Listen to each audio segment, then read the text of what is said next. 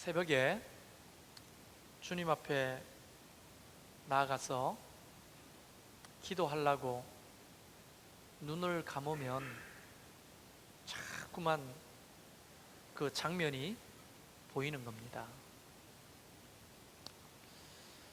저는 그림을 조금 공부해서 그런지 그림에 굉장히 민감합니다. 네. 제가 밴드에 올렸지만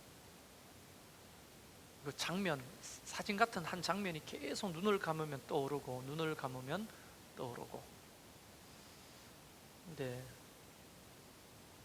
어떤 공간에 예배당인 것 같아요. 거기에 앞쪽에 많은 사람들이 성가대 가운 같은 걸 입고 서서 손을 들고 이렇게 있는데, 하늘에서는 금가루 같은 게, 빛가루라고 해야 될까요? 반짝반짝거리는 것들이 막 하염없이 내리는 장면이에요. 근데 똑같은 공간에 뒤쪽에 있는 사람들은 그냥 평상복을 입고 무표정으로 그냥 서 있는 장면입니다. 그 장면이 계속, 똑같은 장면이 계속 떠올라서 제가 주님 앞에 묻기 시작했죠.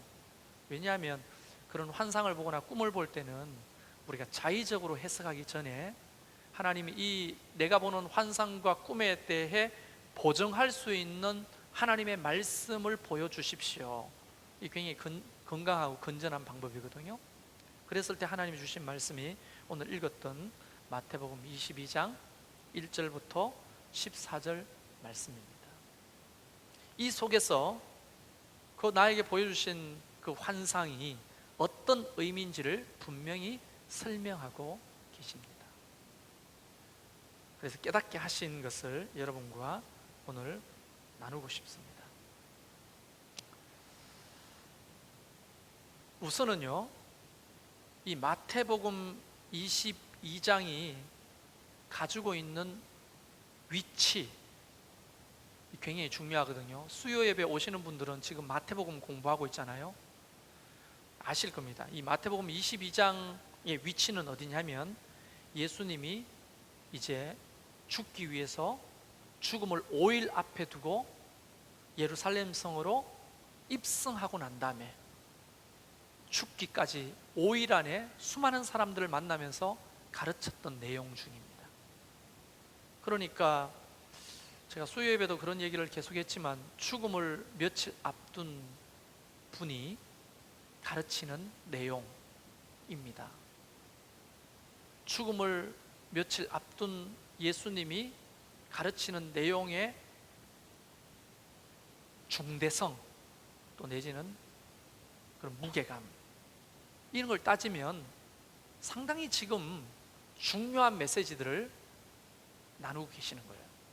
근데 이 22장뿐 아니라 앞에 21장부터 25장까지 쭉 이어지는 내용은 뭐냐면, 거짓 신앙생활하는 사람에 대한 예수님의 비판이에요. 누구냐? 우리가 읽지 않았지만 21장 끝에 보면 대제사장들과 바리새인들이 예수의 비유를 듣고 자기들을 가리켜 말씀하신 줄 알고 잡고자 하나 무리를 무서워하니 이는 그들이 예수를 선지자로 알미었더라. 그리고 22장이 시작되는데 예수께서 다시 비유로 대답하여 이르시되, 이렇게 시작되는 말이거든요.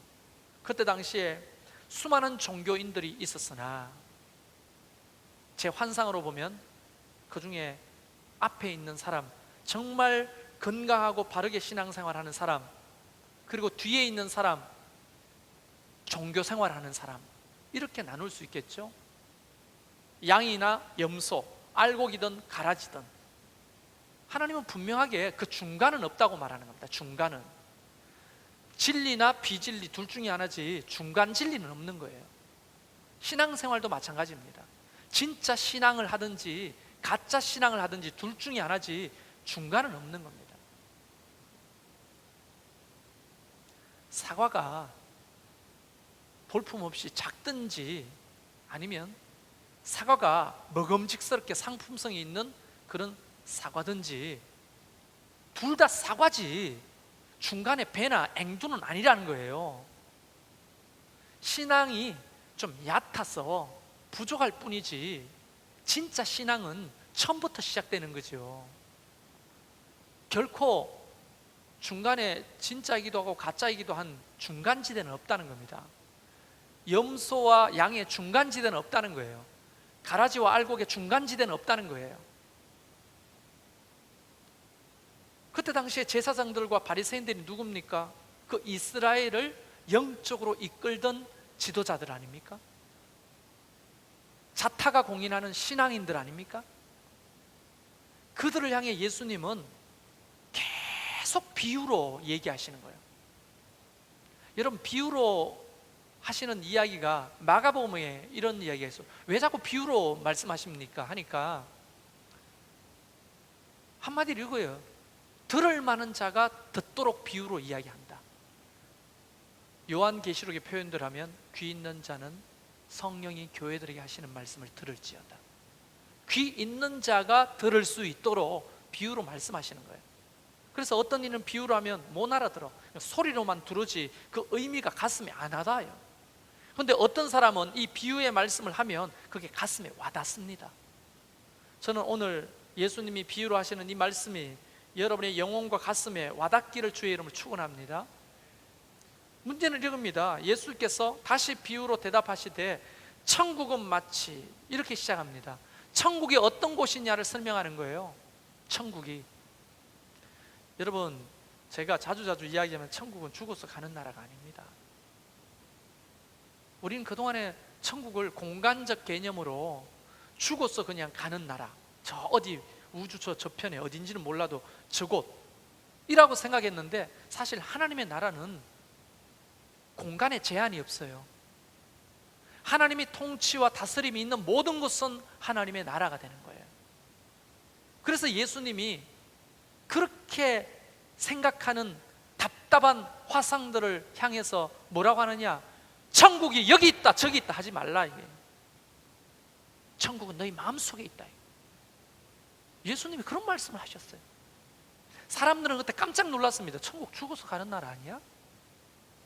근데 예수님은 여기 있다 저기 있다, 공간적인 문제가 아니라는 거예요. 시간적 문제가 아니라는 거예요. 하나님은 시간을 극복하시고 공간을 극복하셔서 지금도 우리 교회 가운데 역사하시고 다스리잖아요.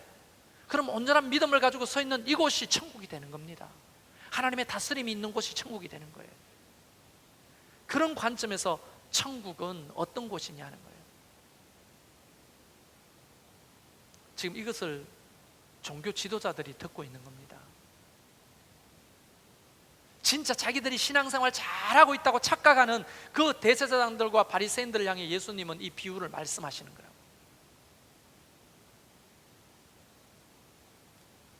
우리는 천국 백성 아닙니까? 하나님의 다스림 가운데 살고자 오늘 예배당에 모인 거 아닙니까? 하나님의 다스림과 상관없이 내 힘과 내 뜻대로 살 것 같으면 교회 왜 오는 겁니까? 올 필요가 없죠. 저는 정중하게 그분들에게 말씀드립니다. 그러면요, 교회에 나올 필요 없습니다. 뭐 때문에 나옵니까? 우리가 교회에 나와서 예배하고 신앙생활을 한다는 것은 하나님의 통치와 다스림을 받고자 하는 그런 기대, 그런 소원함이 있기 때문에 오는 거 아니에요? 사람의 힘과 능력으로는 이 세상을 행복하게 살 수 없음을 우리가 인정하기 때문에 하나님의 은혜가 필요한 거 아닙니까? 하나님의 도우심이 필요한 거 아닙니까? 그런 은혜를 받으면 우리가 이 세상을 멋지게 살아갈 힘도 없고 지혜도 없고 능력도 없게 되는 거 아닙니까? 근데 천국은 어떤 곳인가? 예수님은 비유를 통해 우리에게 알려주십니다. 먼저 복잡하게 이야기하지 말고 천국은 어떤 곳인가 딱 두 가지예요. 첫 번째, 아들을 위하여 혼인잔치를 베푼 어떤 임금과 같은 곳이다. 여러분, 그때 당시에 유대인들에게 혼인잔치는, 우리나라는 혼인잔치 어떻게 해요? 12시까지 어디로 오세요? 돛대 시장 같죠? 이쪽 저쪽 많은 커플들이 시간에 쫓기면서 30분 미만의 혼인 예식을 올리죠.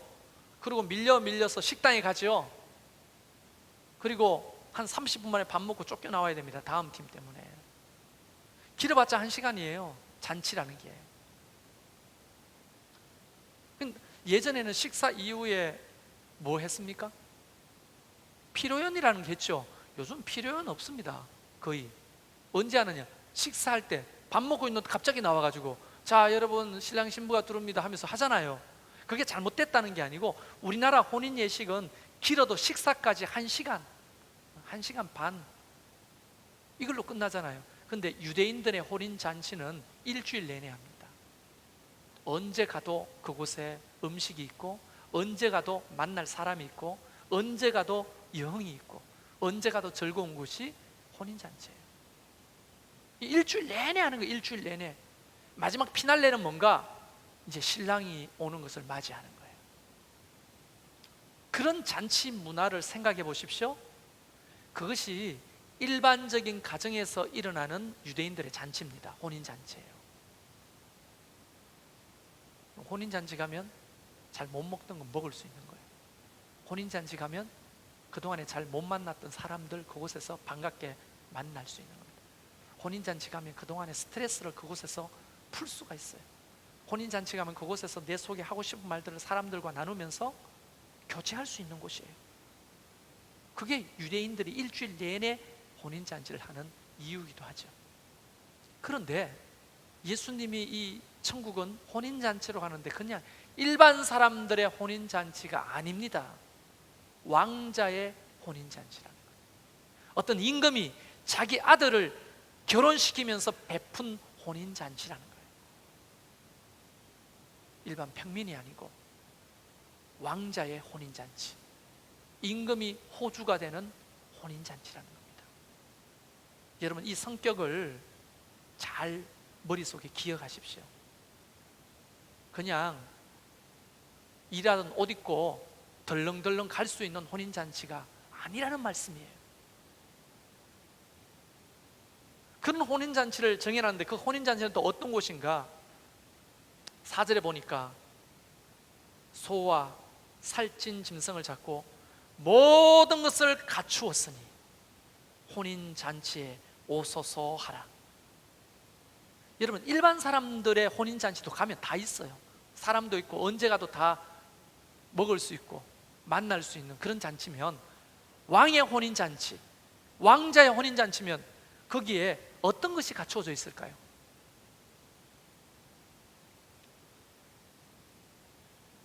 우리가 상상하는 모든 것이 그곳에 있어요. 여러분 눈을 뜨고 집중해서 보세요. 그곳에는요 여러분이 상상하는 것이 그 어떤 것이든지 그 이상의 것이 모든 것이 갖추어져 있는 거예요. 일반 혼인잔치에 가도 야, 내 잔칫날이구나 하고 사람들이 모든 것을 다 그곳에서 공급받는데 왕의 혼인잔치에 가면 어떤 것이 있을까요? 생각을 해보세요. 상상을 초월하는 거예요, 수준이. 그래서 예수님은 이 비유를 우리에게 말씀하시는 거다. 모든 것을 갖춘 혼인잔치다. 그게 바로 왕이 준비한 혼인잔치. 천국은 어떤 곳인가? 하나님이 통치하시고 다스리는 참된 믿음의 삶은 어떤 것인가? 그걸 이야기하는 거예요.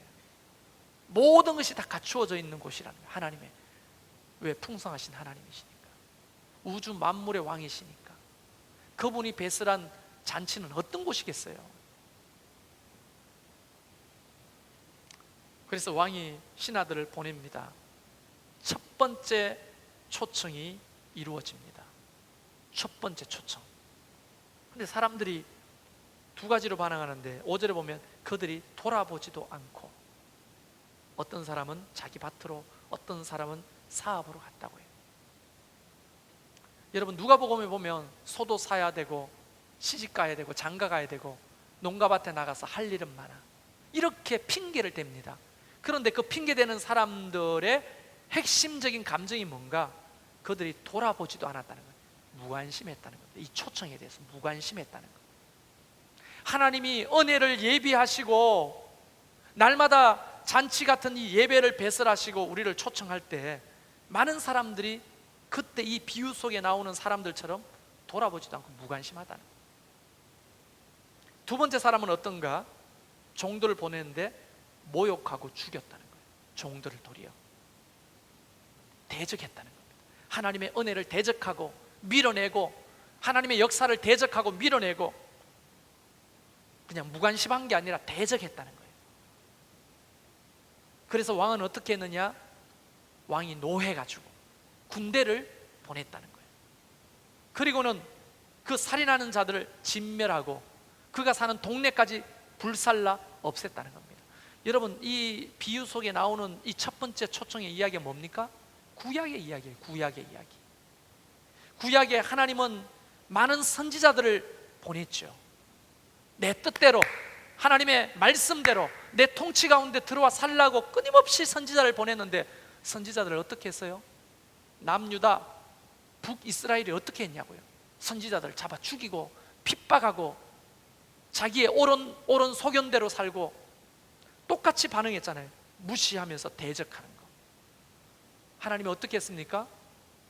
이 첫 번째 초청에 응하지 않았던 모든 사람들을 진멸했다고 되어 있죠.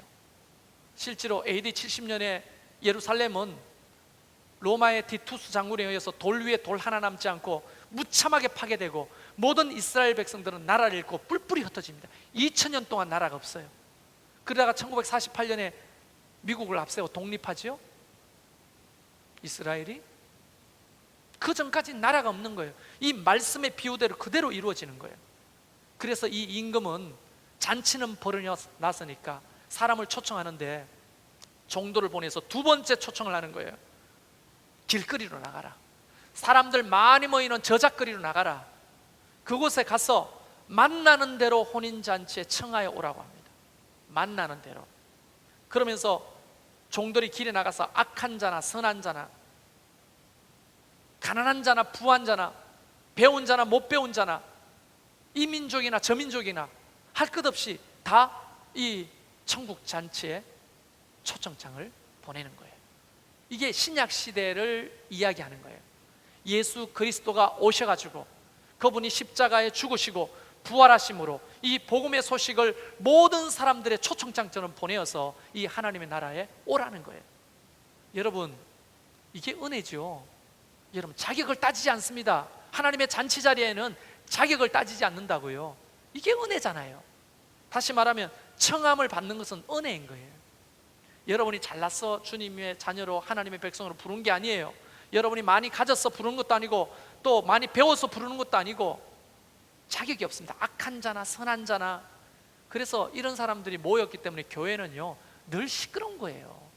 여러분, 악한 자도 있어요. 교회 안에 선한 자도 있고요. 하나님이 자격을 따지지 않고 모든 사람들을 하나님의 그 잔치 자리에 초청했다. 임금의 초청 자리에 초청했다는 거예요. 이거 은혜입니까 아닙니까? 우리에게 찬스가 주어졌다는 거예요. 이게 은혜인 겁니다. 이게 은혜인 거.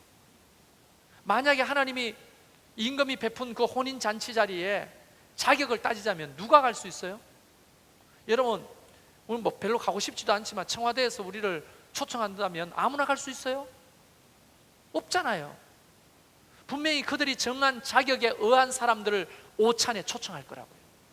저는 초청을 받아보지도 못했는데요. 자격이 있을 겁니다. 아무나 초청하는 게 아니에요. 그러나 오늘 이 임금은 누구를 초청하느냐? 아무나 다 만나는 대로.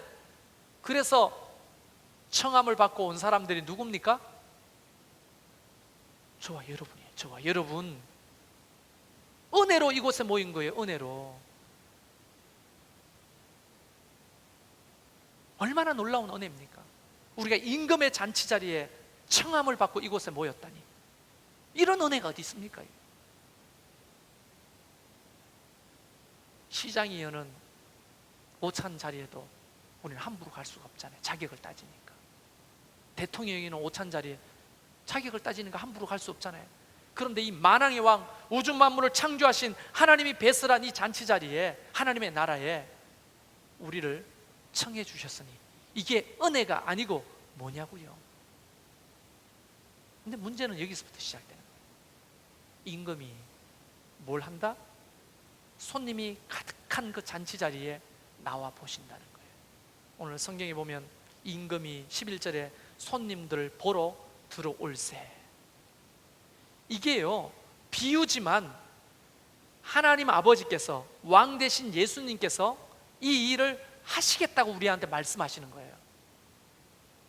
한 예로 예배를 생각해 봅시다. 우리가 예배를 드릴 때마다 우리만 있는 게 아니라 임금 되신 그 하나님께서 보시는 거예요.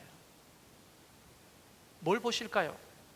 오늘 11절 말씀 보면 거기서 예복을 입지 않은 한 사람을 보고, 뭘 본다고요?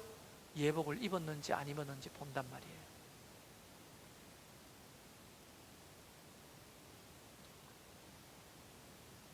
이렇게 묻습니다. 친구여, 어찌하여 예복을 입지 않고 여기 들어왔느냐?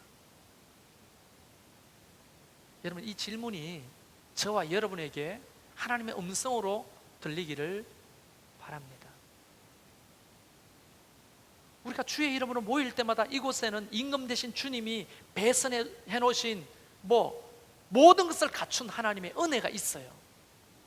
예배로 따지자면 예배 때마다, 목장 모임을 따지자면 목장 모임 때마다 주의 이름으로 모인 그곳에 왕 되신 주님이 함께 하신다고 예수님이 약속하셨잖아요. 두세 사람이 나의 이름으로 모이는 그곳에 나도 분명히 함께 할 것이다. 그분이 누굽니까? 임금이잖아요. 그분이 오셔서 잔치자리를 배설하고 그게 모든 것을 갖추고 우리를 기다리는데, 우리가 청함은 받는 것은 은혜지만 그냥 갈 수가 없다는 거예요. 예복을 입고 가야 되는 거죠. 예복을 입고. 근데 그 사람이 아무 말도 못하거늘 13절에 첫 번째 초청하고 똑같은 일이 벌어집니다. 임금이 사환들에게 말하되 그 손발을 묶고 바깥 어두운 데 내 던지라. 거기서 슬피 울며 이를 갈게 되리라. 물론 하나님의 공의가 이곳에서 드러나죠. 청함을 받은 자는 많되 택함을 입은 자는 적으니라. 여러분, 청함은 은혜로 받는 거예요. 저와 여러분이 다 청함 받고 이곳에 왔잖아요. 은혜로 이곳에 모였잖아요. 하나님의 백성이 되고 자녀가 됐잖아요. 그 다음 문제는 예복을 준비하는 것은, 택함을 받으려면 예복이 준비되어야 되는데 예복은 누가 준비하느냐? 주님이 준비해 주는 게 아니에요. 은혜로 준비되는 게 아니에요. 우리 자신이 그 예복을 준비해야 된다고요. 제가 봤던 환상이 바로 이 부분 아닙니까? 잔치 자리에 예복을 입은 사람은 앞에서 금빛가루 같은, 금빛가루가 뭘 상징하는 걸까요? 하나님의 은혜 아니겠습니까? 말씀대로 모든 것을 갖춘 그 하나님의 은혜와 복이 그들 가운데 내리는 거 아닙니까? 뒤에 있는 사람들은 무표정으로 서서 뭐 하는 겁니까? 예복을 준비하지 못한 사람들 아니겠어요?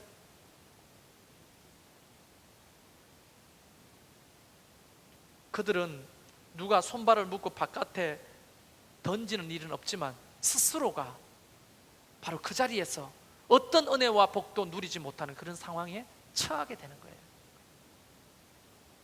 여러분, 그렇다면 분명하잖아요. 우리의 숙제는 분명합니다. 그 놀라우신 은혜로 청함을 받았습니다. 이 은혜는 말로 닿을 수 없는 은혜예요. 그럼 우리가 그 은혜를 입었다면 이제 우리가 해야 될 일은 뭡니까?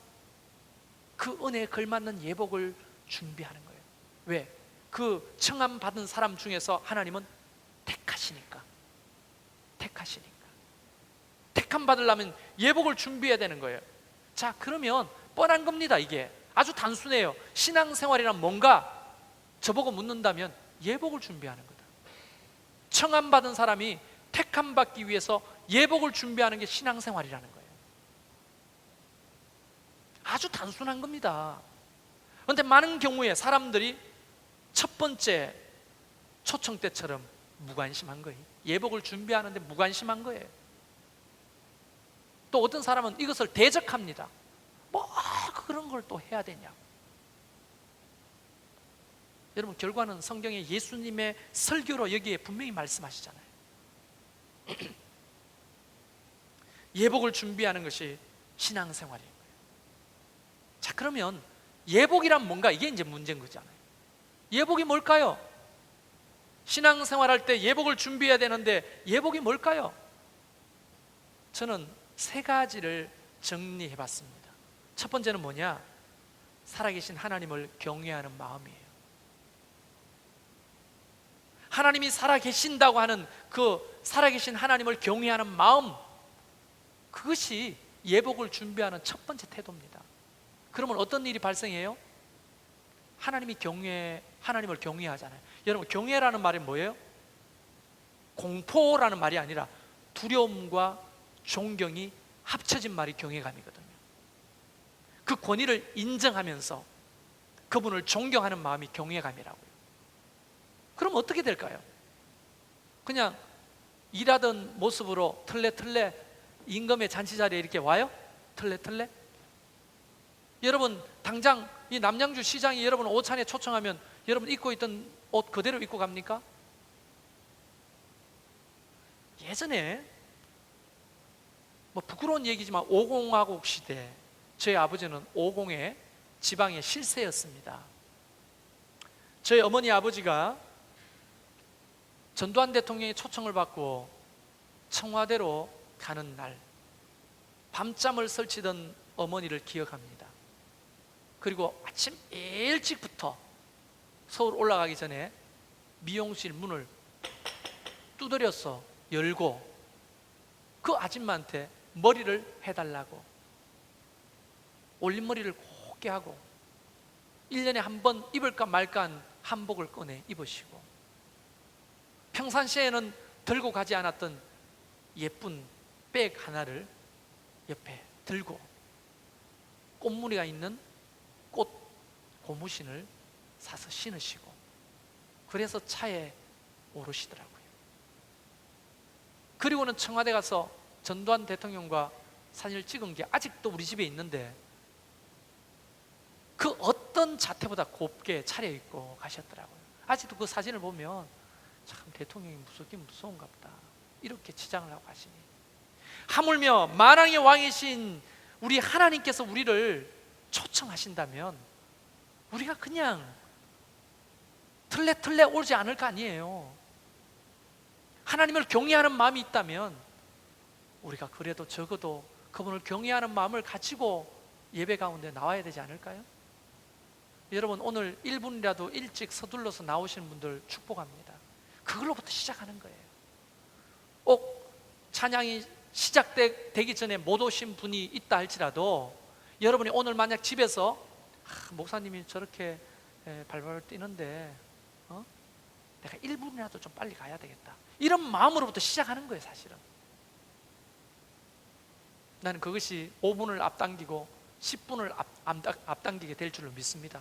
온전한 예배를 드려보자는 거예요. 파티가 시작하기 전에 가서 앉아 있자는 겁니다. 그런 게 하나님을 경외하는 마음이 아니겠어요? 여러분, 목자들, 바나바들, 교사들, 재직들, 우리가 직분을 맡고 있는데 이게 누가 준 겁니까? 최성열 목사가 이름 부르고 준 겁니까?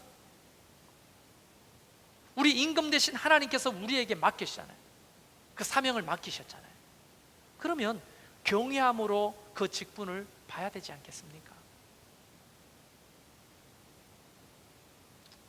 이것이 굉장히 중요한 예복을 준비하는 첫 번째 마음의 태도라고 생각하고요. 두 번째는 오늘 이 설교를 듣는 사람들이 대제사장들과 바리새인들입니다. 성경대로 하면. 그러면 이들에게 하나님께서 지금 예수님이 비유를 통해서 지적하고 있는 게 뭐냐? 외식입니다. 외식. 외식하는 거. 겉과 속이 다른 거예요. 하나님을 잘 믿는 것처럼 보이지만 실제로는 안 믿는 거예요. 거짓말로 신앙생활 하는 거에 대한 비판입니다. 우리는 서로 속일 수 있어요. 목사도 성도를 속일 수 있고, 성도도 목사를 속일 수 있고, 목자도 목원들을 속일 수 있고, 목원들도 목자를 속일 수 있어요. 우리는 서로 신앙 좋은 척 속일 수 있지만 우리 하나님을 결코 속일 수 없잖아요. 그러니까 예수님께서 그 대제사장들과 바리새인들, 소위 종교 지도자들을 향해 말하는 거 아닙니까? 너희들은 예복이 준비되지 않은 사람이라고, 예복을 입은 것처럼 보이지만 없는 자라고 신랄하게 비판하는 거 아닙니까?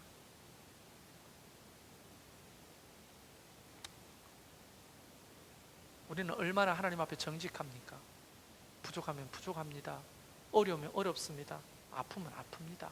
힘들면 힘듭니다. 주님 앞에 나와 먼저 그것을 아뢰일 수 있는 정직함이 있어야 되잖아요.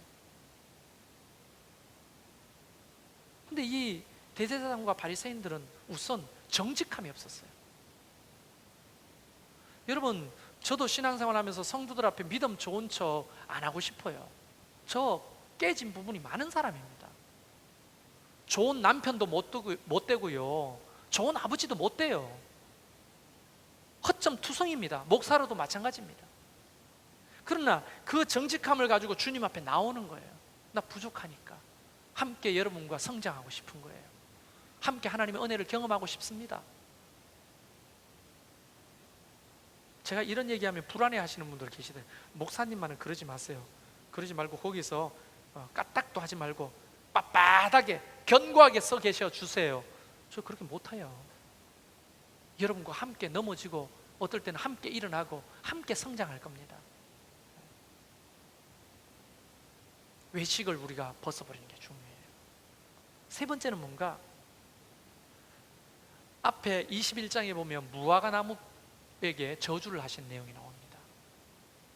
베다니에서 식사를 못 하셨는지 성전으로 가시다가 이파리가 무성한 무화과 나무를 보면서 거기서 과일을 막 찾았는데 과일이 없는 거예요. 제자들이 보는 앞에서 그 무화과 나무를 향해 저주를 했어요. 근데 봤더니 이파리가 다 말라 죽고 뿌리도 말라 죽고 완전히 말라 죽는 거예요. 제자들이 깜짝 놀랐습니다. 주님은 지금 대제사장들과 서기관들에게 뭘 바라느냐? 너희가 율법을 지키고 하나님 말씀대로 산다면 열매가 있어야 되지 않겠냐? 열매 없는 삶, 그것은 예복을 준비하지 못하는 거죠. 여러분, 열매가 처음부터 어느 날 갑자기 가수원에서 이따만한 사과가 열립니까? 아니잖아요. 요만한 꽃이 피고 요만한 씨로부터 시작해서 점점점 열매가 자라가는 거잖아요. 주님이 열매가 작다고 저주한 게 아니에요. 열매가 없다고 저주하신 겁니다. 어떤 사람은 믿음이 클 수도 있고 적을 수도 있어요. 어떤 사람은 빨갛고 먹음직스러운 열매를 맺는 사람이 있고, 어떤 사람은 도대체 이게 열매야? 싶을 정도로 없는 것도 있어요. 그러나 열매가 맺기 시작하는 삶을 사는 게 중요한 거예요. 크고 작고는 주님이 판단하지 않습니다. 왜? 열매가 있으면 그건 자랄 수밖에 없으니까. 근데 열매가 없어요. 열매 자체가. 그걸 하나님께서 안타까워 하시는 거죠. 여러분, 신앙생활이라고 하는 것은 열매 맺는 삶인 거죠. 크고 작고는 중요하지 않다고 다시 말합니다. 비교할 필요가 없어요. 저 사람의 열매는 정말 빨갛고 먹음직스럽네, 나는 왜 이렇게 열매 꼬라지도 안 되는 거, 이런 것만 맺고 있을까? 그렇게 말할 필요가 없어요. 그게 나중에는 성장해서 빨갛고 먹음직한 열매가 되는 겁니다. 문제는 열매 자체가 없는 것에 대해서 위기감을 느끼고 안타까워하고 그것에 대해서 문제의식을 느껴야 되는 거예요. 사실은 신앙생활이란 뭡니까? 다시 말하지만 하나님이 배설하신 이 잔치 자리에 초청받은 거예요. 은혜로 초청받은 거예요. 자격을 따지지 않습니다. 그 다음에 해야 될 게 뭡니까? 이 잔치 자리에서 예복을 준비하는 거예요. 신앙생활이란 초청받은 우리가 예복을 준비하는 것이라면, 예복이라 하면 바로 살아계신 하나님을 경외하는 마음을 가지는 것, 어떤 경우에도 하나님이 살아계신다는 걸 믿는 것, 모든 것을 합력하여 선을 이루어신 하나님을 우리가 의지하는 것. 우리 안 되잖아요. 힘들잖아요. 그러니까 그 하나님을 의지하는 거예요. 아프면 병원 가잖아요. 의사를 의지하잖아요. 그게 기본이잖아요. 그럼 의사가 그렇게 말합니다. 스스로 그것을 극복하고 이기십시오. 그러면 의사가 맨날 같이 붙어 있지 않으니까 의사가 시키는 대로 삶 속에서 할 거 아닙니까? 음식 조심해라, 운동해라, 뭐 흡연하지 마라, 술 많이 먹지 마라, 짠 거 먹지 마라. 그러면 시키는 대로, 의사가 시키는 대로 내가 실천해야 내 건강이 살아날 거 아닙니까? 아예 의사를 만나지도 않으려고 하고 의사가 시키는 것을 내가 순종하지도 않으면 병을 어떻게 고칩니까? 여러분의 삶에 위기가 있다면 의사를 만나러 우선 와야 됩니다. 건강한 자에게는 의사가 쓸데없다고 했잖아요. 병든 자에게라야 의사가 소용이 있듯이 예수님이 오신 이유는 병든 여러분을 위해 오신 거예요. 주님 앞에 나가는 거죠. 그러면 주님이 말씀하시잖아요. 그럼 그 말씀대로 순종하다 보면 내가 회복되고 건강하게 세워지면서 예복도 동시에 준비되어져 가는 겁니다. 외식을 벗어버리세요. 신앙 좋은 척 할 필요 없습니다. 우리가 하나님 앞에 열매 맺는 삶을 시작하십시오. 그게 바로 예복을 준비하는 겁니다. 그게 안 되면 오늘 예수님께서 끔찍한 말을 하잖아요. 첫 번째 초청 때 그걸 거부한 사람들은 군대를 보내요. 살인한 자들 진멸하고 동네를 불사르고, 두 번째 초청에 예복을 입지 않은 자에게는 손발을 묶고 밖에 어두운 데 내어 던지고 거기서 슬피 울며 이를 갈게 하리라. 아주 상세하게 묘사했지만 이걸 한마디로 말하면 인생 자체가 꼬이고 힘들고 어려워진다는 거 아니겠어요? 저는 우리가 하나님 앞에 서 있을 때 그 속에서 건강해진다고 생각합니다. 거기서 우리의 정서도, 우리의 감정도, 의지도, 전인격적인 회복이 시작될 수 있는 밭이라고 생각하는 거예요. 그 밭을 떠나서는 아무것도 할 수 없는 거 아닙니까? 포도나무에 가지가 붙어 있어야 열매가 맺듯이 떨어지면 아무런 소망이 없는 거 아닙니까? 물고기가 물을 떠나서 어떻게 살 수가 있습니까? 일단 붙어 있으십시오. 물고기라면 물 속에 있어야 합니다. 하나님을 떠나지 않아야 합니다. 그 속에서 소망이 생기는 거예요. 뭐 그런 게 아니라면 교회 나올 필요 없어요. 나는 확실하게 말합니다. 정직합니다. 교회 나올 필요 없어요. 피곤하게 짝이 없는 여기에 왜 나옵니까? 쉬고 놀러 다니고 등산 가고 여행 가고 자전거 타고 하면 되지. 예배 왜 나와요? 저는 주님이 말씀하신 걸 다시 한 번 더 깨닫습니다. 여러분 모두가 앞자리에서 성가대 옷 같은 거룩한 예복을 준비하여 입고 모일 때마다 주시는 은혜의 빛가루를 경험하는 여러분 되기를 주의 이름 축원해요. 그러다 보면 그게 약이 돼서 내 몸이 살아나기도 하고, 그 은혜가 내한테 힘이 돼서 다시 일어나기도 하고, 그 은혜가 복이 돼서 내 삶이 풀리기도 하고, 깨닫는 은혜도 주시고 하는 거죠. 모두가 앞자리에 있기를 주의 이름으로 축원합니다. 할렐루야.